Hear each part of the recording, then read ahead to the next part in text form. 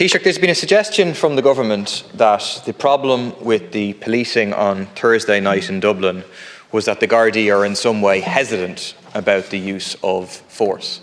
It struck me as very strange. They were not hesitant about using force against striking Debenhams workers, overwhelmingly women. They weren't hesitant about using force against the community of Rossport when they were standing up to Shell. They weren't hesitant about using force against many anti-water charges protesters. They weren't even hesitant about using force against rough sleepers on Thursday night. It seems that this hesitancy is something only reserved for the far right.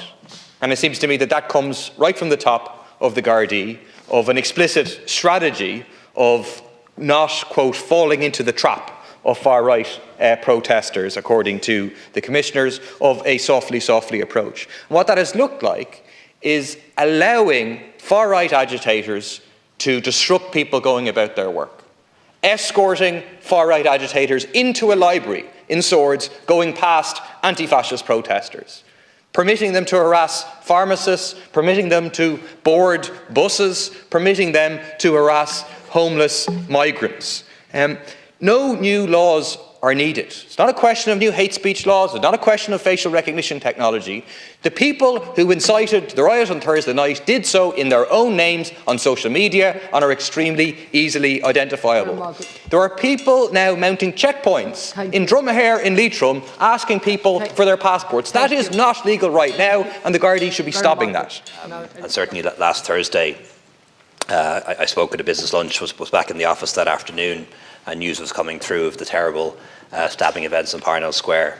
And the moment I heard that it was being reported that the assailant was an Algerian national, I was concerned that there was going to be big trouble, and was in touch with the Minister for Justice about that within moments. I think putting about that information was very irresponsible, quite frankly, extremely irresponsible. And what we know now is that some of the victims come from a migrant background. We know that many of the people who intervened to save lives and stop it from being worse were of a migrant background. And while the current suspect is from a migrant background, more than 20 years in the country, an Irish citizen, not known to the Department of Social Welfare, the more and more we find out about it, the more and more it is hard to understand exactly what happened, but we need to find out what did and why. We ask Gardaí to use all necessary force to do their job and also to protect themselves, which is really important too. And what none of us want is excessive force. None of us want that to happen.